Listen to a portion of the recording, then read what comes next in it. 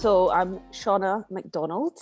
I'm the artistic director and co-director of Edinburgh Youth Theatre, and we provide performing arts classes and experiences, including film, for young people aged 3 to 18.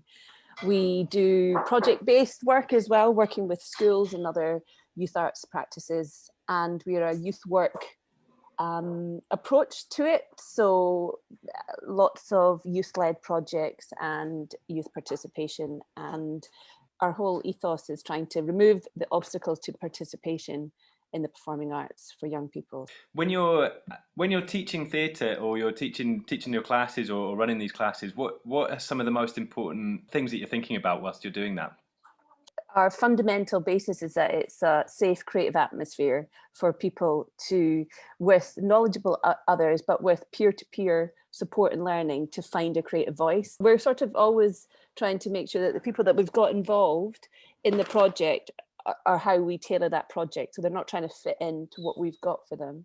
I do think it's really important that young people experience when they're experiencing expressive arts, that it's a high quality, because young people will not engage if they feel that they're in something that's a bit rubbish. And why should they be? It's not about them getting up and having a go. It's not about that. It's just about thinking how you structure the lessons and rehearsals so that everybody feels everybody is contributing, and it's co-creating rather than kind of passive learning, or just doing the little bits you can manage, you know. When you hear the word gaming, what's the first thing that jumps to your mind, or what's the kind of what's your impression of it? Well, for me, I think of teenagers. Mm-hmm. I think of, but then that's ridiculous because I've got a young teenager who's 13, but then I've also got an 11 and a 7-year-old, and they're gamers because they go on their phones. I think my traditional thing about a gamer is that you have a console, which is separate from the screen. But of course, now it's all in one, still a game, isn't it? But just my initial reaction is like a console, a big screen, a darkened room. The curtains are drawn. You're speaking to people you don't know. Your mum's worried because she doesn't know who you're speaking to. So I guess my experience at the moment, it's not full of positive vibes. Not that I'm anti it or anything, but just thinking about the messages I've been getting about screen time, about getting obsessed, about maybe cyberbullying. How do you think about play or creativity or games, but not necessarily in online? It's really important. Well, my background, I'm an actor, so that is always playing, and I've heard so many times, whether it's training or you forget that when you're sort of doing, when you're, a jobbing actor. I really hate that term but it is a term that exists, and it just basically means that you go from job to job and your profile seems to stay the same, and you enter a job and there's no thrills. I think that's essentially what a jobbing actor means.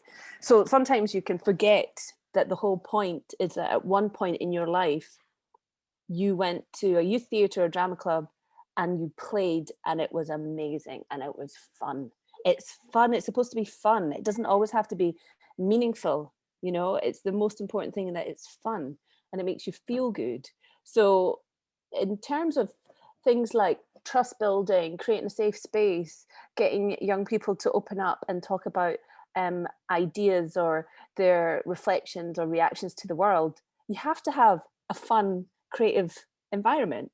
And and that really, without that, I don't think there's a point. So I think it's essential that the expressive arts and what we do at Edinburgh Youth Theatre is through a fun and gaming way. And also, in terms of games are a really good way to make sure that everybody's on a same safe playing field, because there are rules. And when you're sort of structured, when you're in a structure of rules, like a climbing frame of rules, you're more likely to play.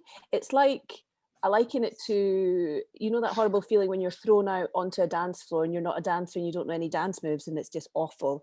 But then you learn maybe 5 or 6 dance moves and you're like, oh, actually, I'll go to these dance moves, and it frees you up once you know the rules, once you know what you've got to do. and even we do a lot of devising, we do a lot of improvisation at Edinburgh Youth Theatre, and there are actual rules to improvising. There's a structure, there's a step-by-step plan to make a scene funny or for it to not be funny. And once the young people understand the basis of, how exciting it is when you watch a character change or try and get their objective, but they've got all these obstacles, you need to understand what the obstacles are, or just you must always accept a challenge, you cannot block. So once the rules are explained to them, they start playing and everything opens up. So for me, games are essential. In a word. In a word.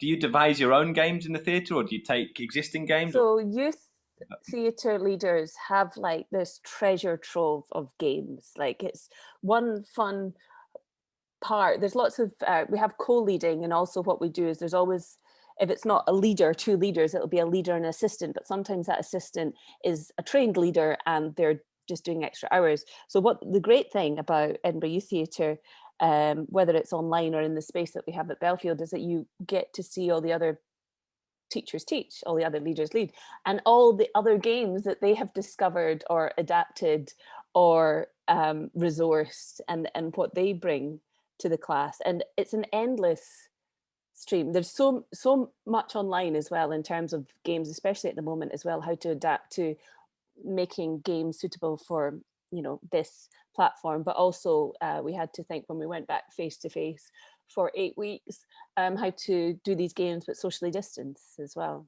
So yeah, we've got endless, and it's just your imagination, which is endless. So you can, and actually last week, weirdly, I said to the upper juniors, so they're 11 to 13, okay, so you've got half an hour in breakout rooms, come up with a new game and convince us that we should play your game. So they went into breakout rooms, came up with the rules, and then we had a poll, and then we chose the game that we all wanted to play. And it was completely made up, and it was brilliant. Are there other things you think about when you're making theatre, in terms of how to make it playful, or how to create that environment where people open up or feel able to play? When I went to drama college, we did a whole term on animal work, and you speak to any actor that's either had like prolonged rehearsals in something, or worked with a director that was interested in it, or certainly that went to drama college, you will have done animal work. And you have to be playful when you're pretending to be a seal, or you cannot take yourself seriously, but you have to do it well. So you have to study the seal and the movements and its habitat to then become the seal, but it has to be for a point. So I did a bit of animal work with the classes, I think 2 weeks ago, and I said, we're all animals, obviously. I want you to study an animal, and I want you to really think about it, and then I want you to become it. But then what we're going to do is you're going to be 100% animal, and so is the other person in the scene, but then we're going to reduce it. So by the end, you're only 10% of that animal that you've chosen. And then I showed them, it was someone called Lee Strasberg who started to do lots of animal work. There's a Lee Strasberg method. Anyway, so people like Jim Carrey has done it. Marlon Brando did it. And his animal, when he was in Streetcar Named Desire, he chose a gorilla. And there's this amazing clip of him in Streetcar Named Desire, and he's scratching his chest and he's sort of hulking around, and you're like, oh my goodness, I can totally see the gorilla. So I guess that's about games and playfulness, but it's for a point. It's to enhance your performance. I know you've been doing a lot of work on Zoom or online as well, and yeah, have you found the difference? It's really interesting, because I think what we're sort of in the moment we're in, when I say we, I mean like the arts, in our transition, aren't we? So at the beginning of lockdown, I remember having extensive conversations with Jed a lot about Zoom, and we're like, how can we do what we're doing on Zoom? How can we put this onto Zoom? And that's kind of what we've been doing, about trying to adapt to Zoom rather than Zoom being another medium. I think it's another performance medium, and I don't quite know what it is yet, what it looks like yet.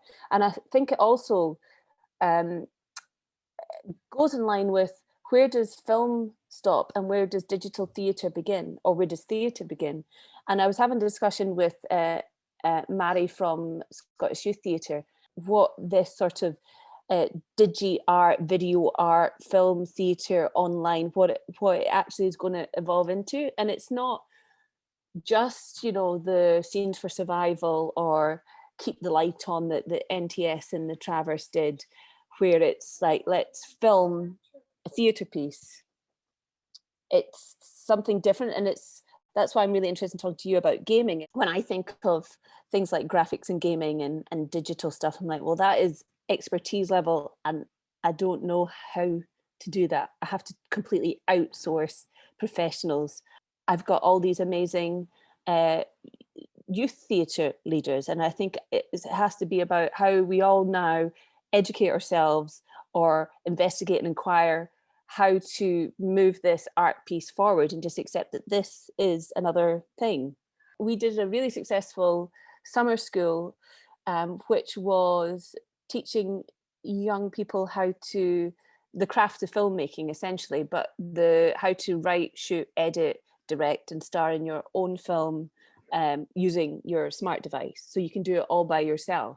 I'm just thinking at the moment, as we're, not just as we're talking, it's been in my mind, but it's not how to have something that interlinks learning about film and teaching young people how to rehearse or devise, but it's theatre, and how we have to put them together. When everything locked down, the youth theatres produced their own stuff, they devised their own stuff, they made up their own stuff, because it's really hard to find something that has been written online. So for example, my senior group at that time, they were about to do a play, a Douglas Maxwell play that they'd been rehearsing for 4 months, and we got shut down. So I spoke to Douglas Maxwell, who's this amazing Scottish writer, and he came and he did a Q&A, and we basically asked him, how do you write a play? It's like, well, this is how you do it. So we spent the rest of the term writing a play for Zoom, and it was about this group of kids that were all sent to this virtual detention. They were set very Black Mirror. They were set challenges, and whoever got to the end of all the challenges, which got progressively more dangerous and harming, whoever was left had passed and was recruited to this sort of anti-MI5 thing. Anyway, it was amazing. And this is all their ideas, their own ideas. And then we went back to face-to-face classes. Like, so it's that constant, at the moment, we're like, I think that's why as well, these conversations are so helpful, because for the last year, we've sort of been, you know, putting a plug into something for the time being, because we think we'll be back to face. And then you come back, you're like, okay, well, what can we do in this term? Because then we'll be back to face.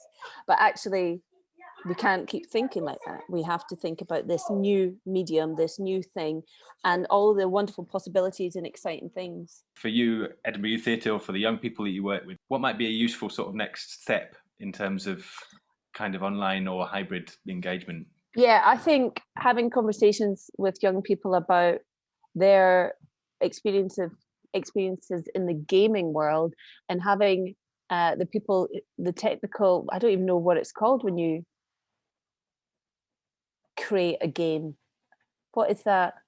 What are you called? You're not an animator. What are you? Maybe a game designer. A game designer. Yeah. Exactly. Someone who designs games. I think they're filling in the gap, because they have to think about narratives. I've gone up as a voiceover artist.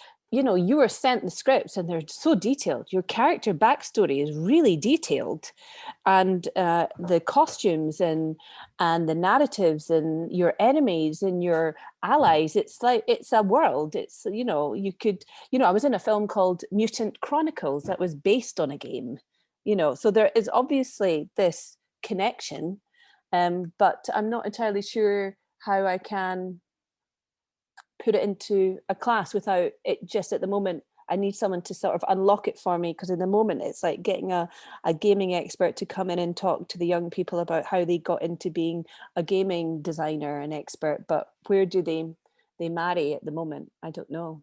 So help me. Because I know, because you've got to embrace uh, what the youths are into, and they're into gaming, they're into devices. There's no point in trying to there's lots of bad press about screen time and social media, and it's a delicate balance, isn't it? Because it's like, but that's what they're doing, and also they're in lockdown, so they can't do anything else. So let's just make sure that what they are doing is really fulfilling, and how can they take their knowledge of even Snapchat, TikTok, Fortnite, um, Among Us, whatever it is, into these expressive arts classes that they do.